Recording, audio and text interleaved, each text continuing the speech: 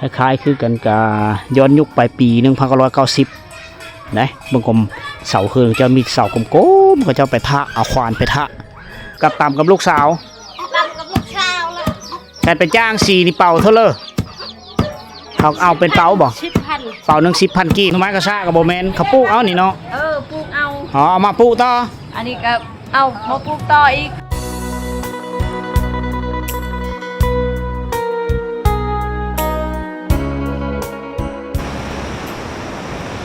กับทักทายสบายดีพ่อแม่พี่น้องสบายดี FC ทุกท่านที่กำลังติดตามรับชม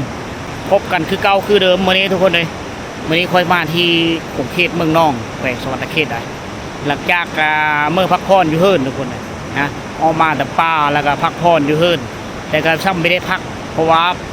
พายุเข้ามาติดต่อนอนเนืองกันตลอดเลยไปเฮ็ดเธอสภาพฝนฟ้าอากาศอยู่บ้านคอยในเฮ็ดเธอมีน้ำท่วมนะแต่เมื่อนี้แดดมื้อนี้เขาเดินทางมาแต่เมืองพินตั้งแต่เสาๆมาเฮานี้ก็พอดีตอนแรงๆเวลาตอนนี้ก็16 โมงทุกคนหรือ4 โมงแรกนะคอยก็เลยมาอัปเดตสถานการณ์นำอยู่ที่เซละน้องทุกคนเมืองน้องแขวงสวรรณเขตนี่แหละแล้วก็พาทุกคนมาเบิ่งวิวอยู่ที่ขู่ไม้นะเพราะว่าในช่วงปีก่อนๆและชาวบ้านในก็เดินทางห้ามไปห้ามมาระหว่างส่งฟังน้ำเซละน้องนี่ก็ระหว่างเมืองไปหาหมู่บ้านหลายๆหมู่บ้านที่อยู่ฝั่งเซเมืองนั้นก็ได้ขี้เหือได้แต่เก่าได้แต่ว่าปีนี้นี่ภาครัฐเฮาได้เฮ็ดขู่โคตรจีบชาวบ้านก็ที่ทางไปมาหาสู้เดียว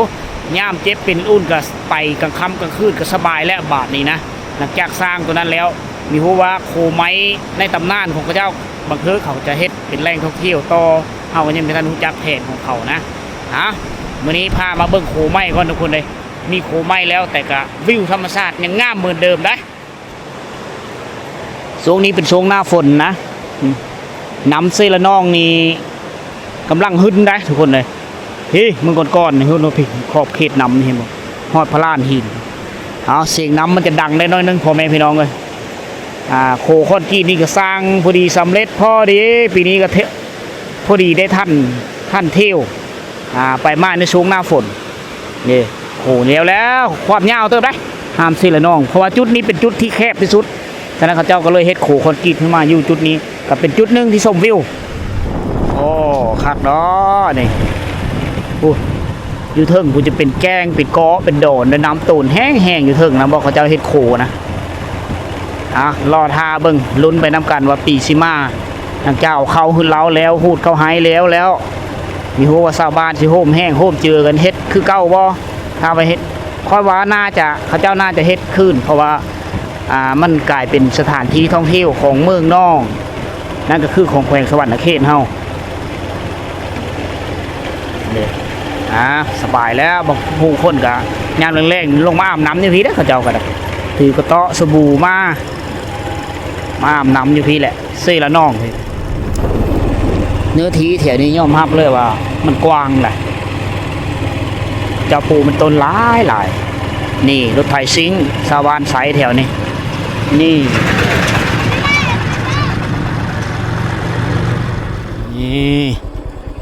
เอาเลี้ยวซ้ายนี่จะเข้าไปบ้านอาลองกุยเพลอยามแรงอยู่แต่ใช่ได้บ่มาแต่สวนบ้านแกงอาลองเขาเจ้าย้ายมาอยู่เนาะพี่ก็หลายหลังคาเฮิรนเติบได้ต่างบ้านเฮิรนล้อไปตามสายยาวปฏิพูนแม่นมดเขาเอิ้นว่าบ้านอาลองมดแหละเขาเจ้าอยู่ในบ้านมันก็คับแคบฉะนั้นเขาเจ้าก็ย้ายออกมาต่างบ้านเฮิรนอยู่เนาะเพื่อก็อยู่กันแบบสบายเลยมันก็มีแออัดออกมาทั้งพี่ทุกคนเลยเลี้ยงเป็ดเลี้ยงไก่ไปนำโอ้สบายสวัสดิ์เสวยอยู่พี่เนาะสบายดีดูนุ่มเหลือปานไหนเนาะหาก็ได้2 ปีตะเก้าก็อยู่บ้านในพ่นมันหลายคนพ่นเนาะมันแออัดมาอยู่พี่ปลูกเฮิรนอยู่เนาะพี่เนาะสบายเลี้ยงโง่เลี้ยงควายเลี้ยงเป็ดเลี้ยงไก่ก็สบายเห็นมันมีปนเปกับของคนอื่นมาอยู่พี่ดินสวน อยู่พี่เฮ็ดพากันเฮ็ดไหเลี้ยงสัตว์เลี้ยงแบอืมอืมบ่ได้ไปเสียหญ้าไหมื้อนี้แล้วเนาะแล้วเนาะยามนี้เนาะไวเอานี่คือวิถีชีวิตของยามแรงเพิ่นเลี้ยงแบะเป็นประจำแล้วอยู่กับเป็ดกับไก่อันนี้นี่ตึกปลาเสละน้องแล้วนี่อ๋อนี่ อันนี้คือเครื่องมือหาปลาของผู้ชายนี่ผู้หญิงก็ตึกบ่ตึกมีเป็นเนาะ กินน้ำ ครอบเจอหลายๆได้แล้วเดี๋ยวเอาน้ำมาในลงมาสู่แค่กินได้อันนี้คือน้ำใจของพี่น้องชนเผ่ากองเฮาอยู่ที่เขตชนบทประมาณนี้ เดี๋ยวพาไปกินข้าวกัน ได้แล้วเฮาสิเข้าไปในบ้านขอบเจอหลายๆเด้อ ลูกไผ่บ่กะมันเอานี่ได้นาทีลูกไผ่ อยู่กับแม่ย่า2คนมานี่คักเลยเขาจะอยู่ไปแบบนี้ มันสวัสดิ์เสวยไม่มีเสียงรบกวนจากภายนอกพอได้ยินแต่เสียงรถจากดังตึมในยามแรงๆก็อยู่ไก่งูเขาเจ้าก็เลี้ยงไม่ใช่ยากับยกตุ้ยพี่ก็ดีขนาดเลยแตกต่างกับงูอยู่บ้านคอยมันยามีเพลงพอมันจะจ้อยงูก็ควายแถวทงเพลงพี่น้องชนเผ่ามังกรชนเผ่าตัวเป็นชนเผ่าที่มีวิสัยทัศน์ลุกมันตาบัดละโอ้ดูขนาดเนาะมันหกเนาะเนี่ยฝุ่นทหารย่ามเต็มเลยทหารเนี่ยปะจะละเนี่ยบันตะแรกบ่บันตะแกงเลี้ยงควายไปแลกตะแรกไหมอันนี้บ่จักโตชิลำกลึงเบิ้นบาราจิต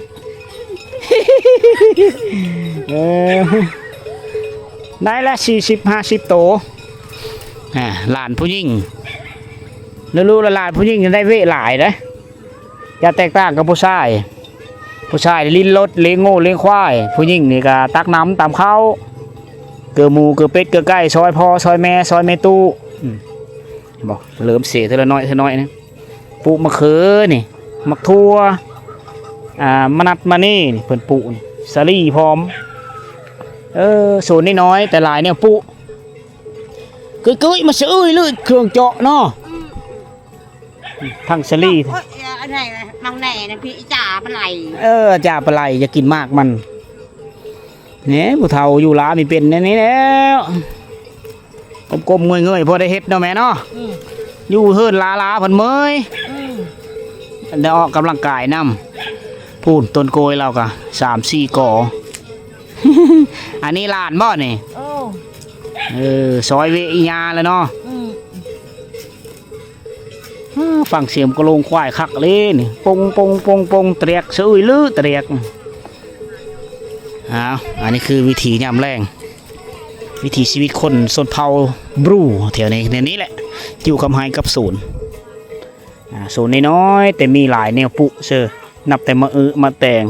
มะเขือตัวนั้นกระแมนบ่ต่อกันเนาะซับสิเก้นบัดยามแรงเนาะเครือโปกมัดนะมาเช็คความคือไอ้ก่อนไปถามมันดีไอ้น้อยผู้น้อยนี่ก็เป็นปื้อนี่ผัดมอตัวนี้เขาเจ้าจะใส่น้ำต้มตักน้ำลิ้นน้ำเพลิงมากก็ต้มดื่มได้แทนดื่มน้ำต้มพวกจะมีมอบูห่านมอที่เขาเจ้าเสื้อฮีทเสื้อคองจะเป็นคล้ายๆคือมอทองแต่ตัวนี้เขาจะเป็นมอขางโต๊ะกับน้ำฝนอยู่นี่เลยเนาะฝนโต๊ะก็ได้น้ำเลยมีน้ำมันมีน้ำคนกับล้างจานพอได้ล้างถ้วยล้างจานพอได้ล้างหม้อพอได้ใส่เบิ่งก่อนดูๆหลานซอยพลไม้พลมือจับพลอันพลใบหม้อคนละหน่วยเลยแบ่งหน้าที่กันได้ดีขนาดลูกเจ้าเบิดบ่นี่นะเจ้าบ่มีลูกหลาน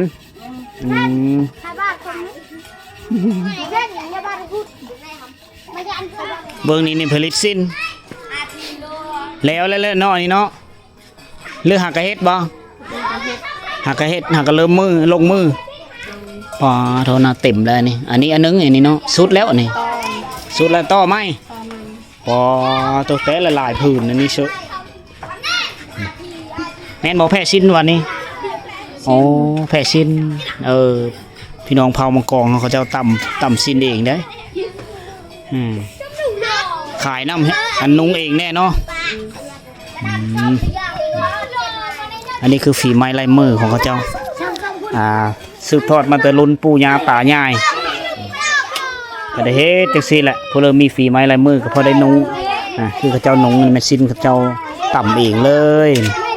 กี้นี่จะมีทุกๆหลังคาเฮิรนเด้อพี่น้องเผามังกรที่บ้านอล่องว่าได้ว่าอยู่ของเขตเมืองนองว่าซั่นซะบ้านนี้เป็นบ้านที่อนุรักษ์ต้นไม้กินมะไว้หลายกว่าหมู่แล้วก็เฮิรนดังเดิมนี่ก็เป็นเฮิรนบูฮานได้หลังนี่แต่สมัยเขาจะเอาขวานทะพุ่นได้การเบิ่งซื้อออนไลน์เบิ่งโลกออนไลน์ต่างๆของเขาเจ้าก็เบิ่งจานทีวีเบิ่งทีวีเบิ่งจานดาวเทียมทุกคนเลยเบิ่งหนังเบิ่งละครคล้ายๆคือกันกับย้อนยุคปลายปี1990นะเบิ่งกลมเสาคือจะมีเสากลมๆเขาเจ้าไปทะเอาควานไปทะเอาควานเอาพ้าไปทะเอาไม้กันแก้นในตะกี้ก็มาโทนโฮมไว้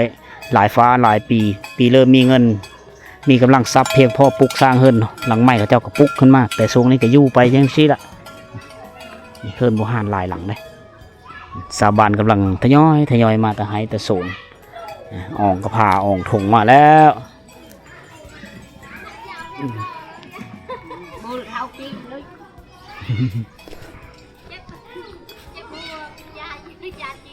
อ๋อปูอยู่นี่เลยพักในเนาะอันนี้เนาะพักของเปป้าต้องปูอยู่แคมป์ปลายสานนี่เลย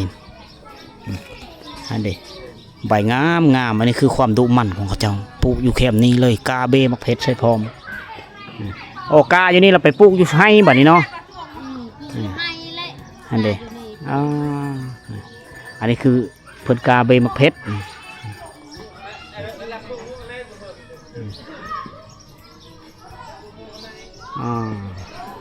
ผู้หมู่เขาเจ้าอย่างป้อยอยู่ได้แถวเนี่ยป้อยไปหาอยู่หากินตามธรรมชาติหากินอาหารจากหมู่บ้านแถวนี้แหละผู้บางคนก็ทิมมาแต่งลงตะลุมตะลางก็พอได้ก็หากินไปเหินแปลนกันหลายหลังเลยอาชีพหลักของคนเขตนี้คือเห็นไหปูเขานอกจากหันกับไม่ยิ่งก็ตั้มแตั้มแพร่ตะโลตั้มซินนะเขาขายก็พื้นละ2-3 แสนกีบอันนี้นี่จะเป็นวัตถุระเบิดในยุคสงครามนี่นะมีสองอันเลย2กระป๋างเลยแต่คนละยี่ห้อได้ตัวนี้จะตุ้ยนี่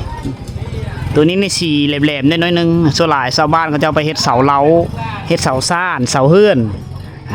อันนี้คือปังกระเบิดปังลูกโบมบีตัวนี้นะแต่ตัวนี้มีแมนนะตัวนี้น่าจะเป็นอันระเบิดเลยตัวนี้เป็นหูเป็นชิ้นส่วนของระเบิดเลยอันนี้มันคว้าเอาแล้วตัวนี้บุ้มไม่อันตรายเลยในช่วงสงครามชิ้นสุดสงครามแล้วชาวบ้านก็เอามาเฮ็ดประยุกต์ใช้เป็นอันนั้นเป็นกระปางปุพัก2อันนี้คือกันเลยทั้งพี่ทั้งหูทั้งนี้จะเป็นทั้งก้นกระปางระเบิดและกระปางโบมบีทุกคนบรรจุโบมบีประมาณ600-700 หน่วยแหละโบมบีสักคำปั้นนะเห็นปะอันนี้สิ่งเสียเหลือจากสงครามแหละชาวบ้านก็มาประยุกต์ใช้ให้มันเป็นผลประโยชน์ผู้บางคนก็ไปเฮ็ดอ้างไปเฮ็ดก็มีได้เอาไม้พุ่งไม้พางลำใหญ่ๆมัด2 ข้างแล้วก็พายร้องนำเสือเบ็ดเสือมองตามห้วยหนองคลองบึงต่างๆหลายคนก็ไปเฮ็ดเสาเล้าเวลาตำข้าวยำแรงหมูก็เลยกินขี้แกบกินหำอ่อนๆนี่ทำมาซีชนบทเขาจะได้ยินเสียงหมูฮ้องได้ยินเสียงไก่ฮ้องยำแรงๆส่งไม่รู้พากันตามข้าวแล้วนี่บ่ได้4ป่ะแม่ตะเบิ้ล4อ๋อตัวนี้ตายแล้วป่ะตำกับลูกสาวแต่ไปจ้าง4นี่เป่าเท่าเลยเขาเอาเป็นเป่าบ่เป่า10,000 กีบหาบ่มีเงินตามเมาเนาะโอ้เฮละตะเบิ้ลประเจอกล้อซึ่งเนาะข เขาคิดว่ามาบ้านนี้ยังไม่ได้เห็นนั่นเขาเจ้าตำข้าวแต่ก็ยังได้เห็นอยู่ได้บรรยากาศเดิมๆย้อนยุคไปปี1980 90พุ่นแหละที่ตำข้าวแบบนี้ตำข้าวด้วยมือ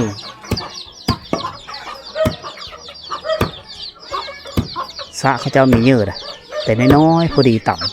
ำกันเป็นสระของชนเผ่าตรีนี่โอ้โหใหญ่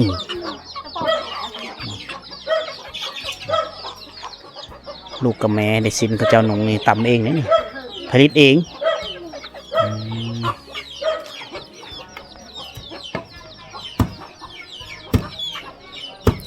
ขั้นตอนตัวนี้คือขั้นตอนคัดให้มันขาวแล้วล่ะถ้าว่าเขาเจ้าต่ำตัวเล็กๆเขาเจ้าจะเอาทางน้อยๆหันลงโซนทางถึงหันลงลุ่มเพื่อคัดข้าวเปลือกได้ตัวนี้คัดจะเป็นข้าวขาวอันนี้น่าจะเป็นข้าวไฮเลยแม่นบ่นี่โดยสไลด์บ่นี่โดยสไลด์นะฮะงามเนาะเวลากินหอมๆนะหอมเลยท่วมเบ้อ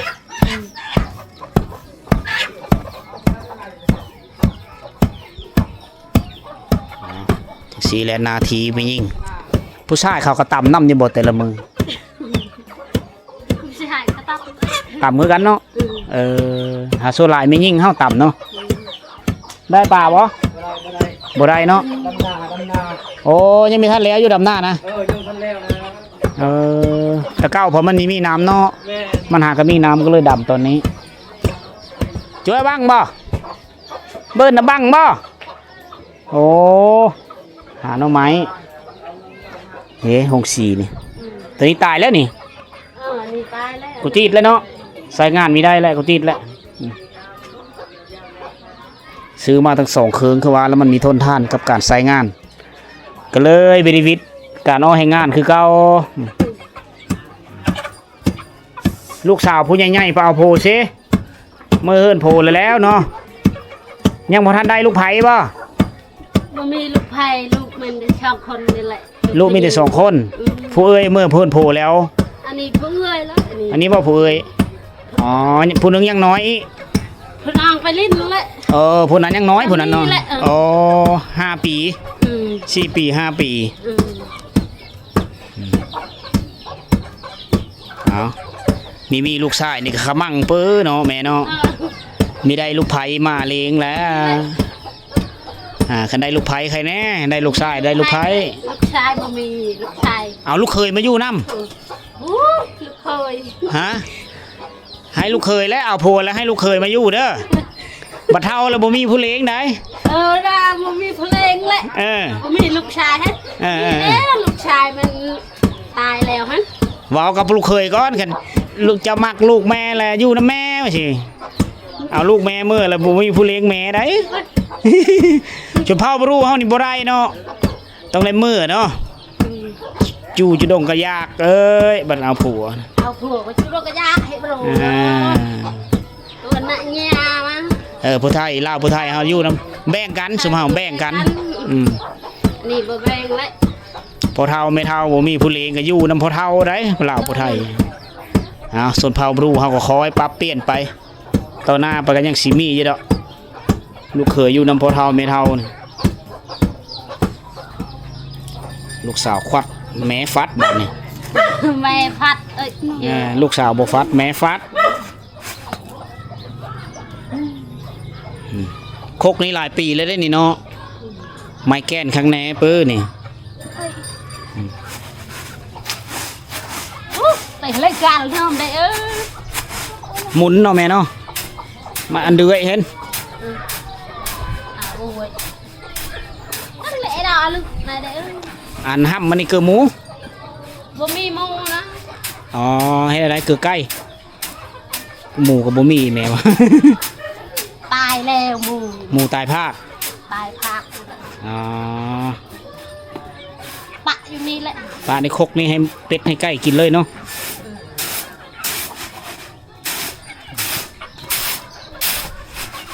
อมเยิงไข่อมเยิงละอันนี้คือการดำรงชีวิตของพี่น้องชาวลาวในชนบทยามแรงๆนี่บางคนมีหมูก็เอาห้ำนี่ไปเกลือหมูเพื่อ เริ่มมีแล้วก็ปะฟัดปล่อยให้เป็ดเธอใกล้กินจังซี่แหละนะบางคนก็มีคงสีแล้ว แต่ก็คงสีตายก็ได้กลับมาย้อนยุคนี่คือเก่าให้เอาให้งานตามเคยพี่น้องมีเห็ดก็ไม่ได้กินต้องได้ต่ำแบบนี้แหละต่ำตอนแรกๆนี่ก็มาเมื่อแรงเลย10,000 เสาครอบครัวเลยมีลูกชายนี่ก็จะค่อนข้างเนี่ยค่อนข้างลำบากกับผู้เป็นแม่มีลูกสาว2 คนก็เวลาแต่งงานเมื่อเฮิร์นผูเบิดเชก็เลยได้เฮ็ดเวะจนอายุแก่เท่าไปอันนี้คือวัฒนธรรมของชนเผ่าบรูที่ยังสืบทอดกันยังปฏิบัติกันมาฮอดยุคปัจจุบันนะจะแตกต่างกับเผ่าเราเดิมเฮาจะแบ่งกันอยู่พระเจ้านี่บ่ได้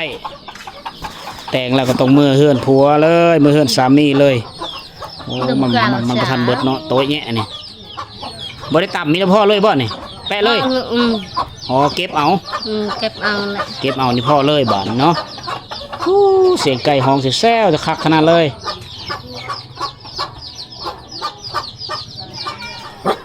เอาบ้างอะไรแล้วเนาะบางอะไรโอ้เฮ็ดอะไรกินต้มบ่หรือแกงแกงกินต้มแกงกินต้มกินแกงเนาะโอ้ยพอดีเลยจำแจ่วกระสุกกระแซบไปหากับลูกสาวโอ้สาวนี่อันนี้ไปปุ๊บ่นี่อ๋อตะไม้บ่ตะไม้ตั้งเนาะตะไม้ตั้งนี่เจ้าก้นมันตะป้าแล้วไปปุ๊อยู่สวนโตคักเอ้ยอันนี้นี่อันนี้แล้วมันป่งตามธรรมชาติตามป่าตามดงลูกมันได้เจ้าก็ก้นมาแล้วก็ปุ๊ซื้อสวนนี่เพื่อมันเจริญเติบโตมาแล้วก็กิน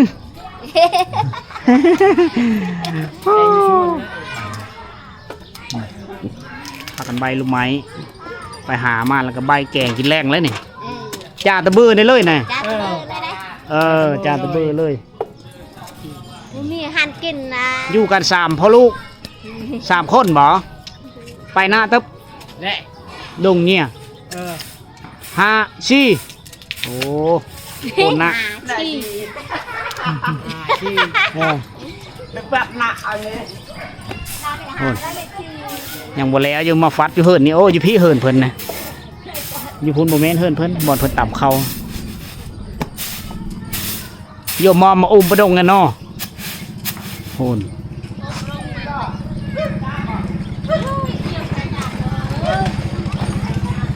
ได้หน่อไม้ใหญ่เลยเอาบ้างยังจะเอิญอันนี้ผมหูเนาะหน่อไม้กระซ่ากับโบแมนเขาปลูกเอานี่เนาะปลูกเอา เอามาปลูกต่ออันนี้ก็เอามาปลูกต่ออีกโอ้ปลายบริกินที่ปลายมันบ่ได้ปลูกเลยได้โอ้คนมาปลูกเลยเอาหน่อไม้เพิ่นเอามาปลูกหน่วยบากใหญ่เลยตัวนี้กินตัวนี้เฮ็ดท่อมาแต่หายแต่สูตรแล้วไปตักน้ำแล้วนี่เนาะยันเดอะแล้วไปตักน้ำลิ้นบ่บอลน้ำบ่อบ่น้ำก๊อกได้น้ำก๊อกแล้วได้รับ100 ปลายก็โลไปแล้วนี่ปูดเนาะลิเนาะลิปูดลือลินี่เข่งห้ามเพื่อหมูป่ะแม่โอ้ตอนแรกๆเลยเริ่มได้บาทเนี่ยเริ่มเกิดหมูเกิดเป็ดเกิดไก่แล้วนี่ดิหลังจากสีมาไว้อยู่นี่เลยห้ำนี่เนาะนี่อันนี้จะเป็นห้ำเลยภาษาอีแม่นะลึกบ่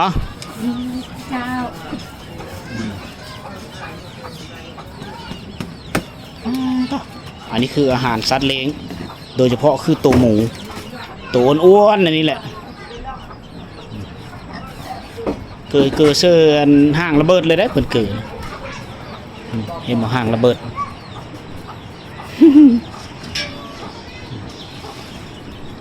หมูกับหมูดอน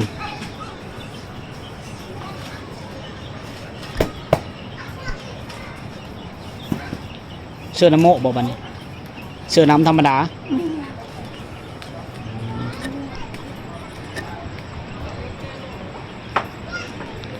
วิธีการเลี้ยงหมูของเขาบางคนก็เอาต้นไปตัดต้นบอนต้นกุ้ย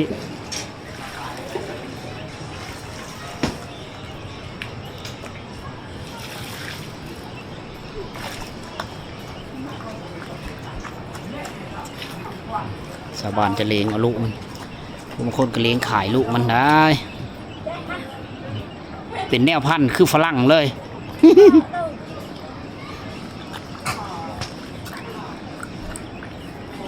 จากเธอแล้วมันได้ลูกนี่ได้ขายดิวอยู่บ่ นั่นไม่เจ้า ก็ได้ขายลูกเท่านึง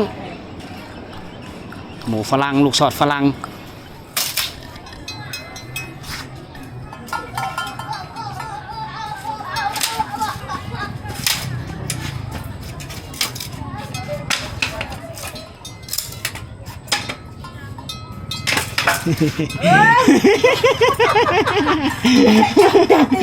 พาโลดเฮามีเคยเห็นแต่นายหึม เลือกมันก็ได้หอม เอาเลยแต่นายหึมเลยโอ้เปะแม่นเนาะมือจะเนาะปับเลย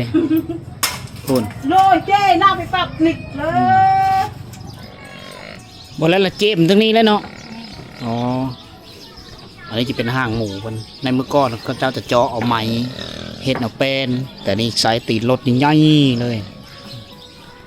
เอาลึกตัวนี้ละเกิดมันนี่ลึกอันนี้บ่เจมมันเข่งขั้นตอนเข่งเอาขี้แกบหลังจากสีเข้ามาแล้วขี้แกบเพิ่นได้โต้งเอาโต้งเสื้อกระสอบไว้แล้วมาเข่งอีกทีนึงเพื่อการตองเอาห้ำไปเกลือหมู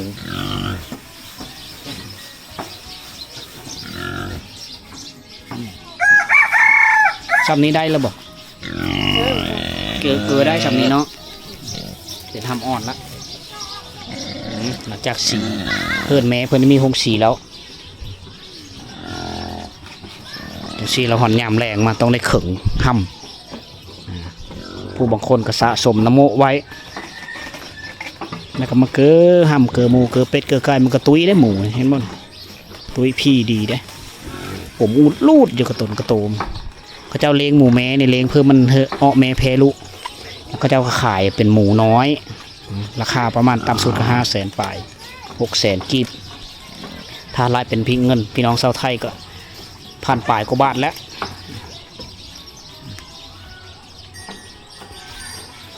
โอ้ผสมน้ำโมคักแน่อันนี้พุ่น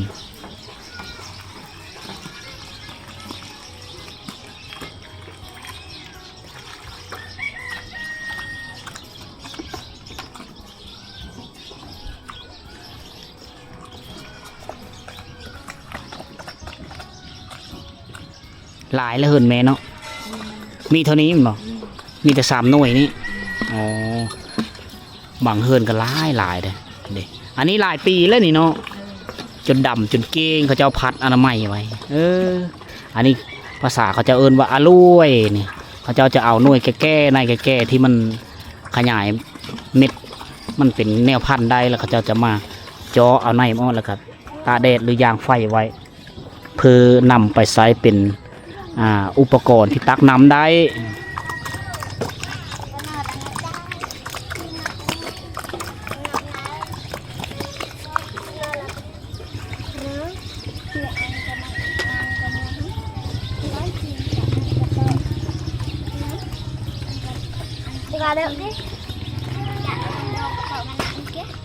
ยามแรงลงเซ่ลงขมือเลยเนาะอ๋อพอได้กินพอได้แจ้วอ๋อเอาพูดแล้วมุงนาก็สู้แม่น้ำเซละน้องกลมๆเงยๆอยู่พูดแล้วบาทนี่อ๋อตอนแรกๆเฮ็ดกินเลยเนาะลูกสาวบอกไปหาหน่อไม้นี่ แม่นลูกสาวกลาง โอ้อาหารแซ่บแล้วหน่อไม้ไหลป่งหลายแล้วเนาะ แม่น เอาผู้เป็นพอนี่เฮ็ดเมนูแกงหน่อไม้ผู้เป็นแม่เฮ็ดผู้เป็นแม่นี่เกลือหมูเกมมาลีกเลยโอ้เขาเจ้าแบ่งหน้าที่กันคักเลย ช่วยเมีย เฮ็ดซอยเมียแบ่งหน้าที่กันดีโอ้สอนหมูเราตุ้ยเลย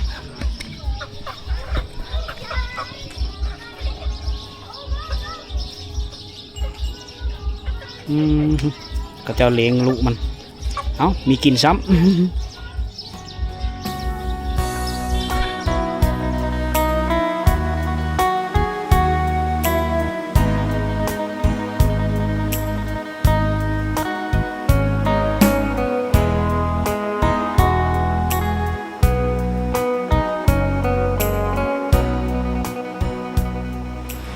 รรยากาศมื้อนี้ก็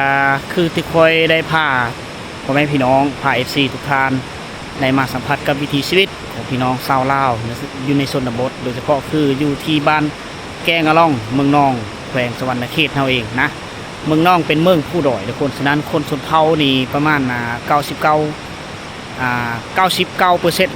นะคนลาวลุมนี่มีแต่ชนเผ่าไทยบ่เผ่าเราเดิมในส่วนหลักก็เป็นคนมาแต่ท้องถิ่นอื่นนะมีแต่บ้านน้องวิไลบ้านเดียวเท่านั้นที่เป็นชนเผ่าเราเดิมหรือชนเผ่าไทยที่อยู่ป้าปนกันไปนอกเมืองน้อยนึงมีแต่ชนเผ่ามังกรแล้วก็ชนเผ่าตาโอ้ยแถวนี้นะหลายชนเผ่าทุกคนเลยที่ขึ้นกับแขวงสวรรณเขตเท่านี้แหละค่อยได้มาเมื่อนี้ก็ได้เห็นหลายสิ่งหลายอย่างวิถีชีวิตนี่ถึงนานแล้วก็ตามแต่ยังเป็นดั้งเดิมคือเก่าพี่น้องเลยโดยเฉพาะคือการตำหุเขียนฝ้ายของแม่ยิ่งนะแม่ยิ่งนี่นับตั้งแต่ผู้น้อยๆจนฮอดผู้เฒ่านะพระเจ้าได้เห็นหูการตำหุการเฮ็ดซินเก็บลิงเก็บลายซินเขาเจ้าตำเองนุ้งเองบางคนก็ได้หลายๆก็ขายเป็นสินค้า